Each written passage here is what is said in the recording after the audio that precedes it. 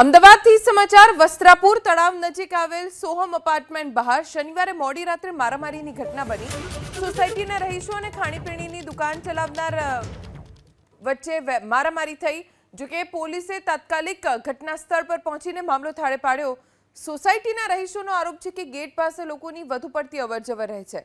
એટલું જ નહીં, સાંજે 7 વાગ્યાથી વહેલી સવારે 4 વાગ્યા સુધી દુકાનો ચાલુ રહેતી હોવાથી ન્યુસન્સ પણ ફેલાય છે।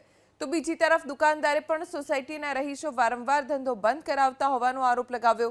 સમગ્ર મામલે બંને પક્ષે મોડી રાત્રે ફરિયાદ નોંધાવતા વસ્ત્રાપુર પોલીસ સ્ટેશન પહોંચ્યા હતા। અહીંયા બહાર છે ને સ્ટોલ નાખેલા છે ખાણીપીણીના। એ લોકો છે ને લેટ નાઇટ સુધી ખાણીપીણીના સ્ટોલ ચલાવે છે।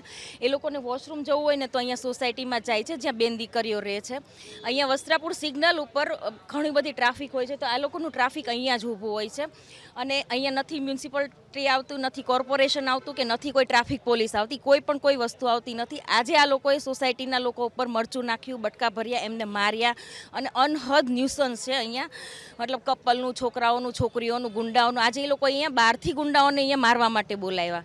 એટલે હવે પોલીસ શું કરે છે એ નથી ખબર ને આ બધું તંત્ર શું કરે છે ને એ નથી ખબર। અમે બસ શાંતિથી અમે ધંધો જ કરીએ છીએ, પણ એ લોકો કોલોનીવાળા છે એ કોઈ બીજા પાર્કિંગ કરે તો પણ એ અમારા ઉપર ગુસ્સો ઉતારે અને અમારું બંધ કરાવવા માંગે છે એ લોકો। ને સીધું આ ત્રીજી વાર એ લોકોએ મારપીટ કરી, કેમ કે એની પહેલાં પણ એ લોકોએ દારૂ પીને મારકૂટ કરી હતી અમારા ઉપર, ને આજે પણ એ મારા છોકરા ઉપર બસ સીધું મારવા ઉપર જ લે છે। ને અમે ખાલી એટલું કહીએ છીએ કે અમને શાંતિથી ધંધો કરવા દઈએ બસ।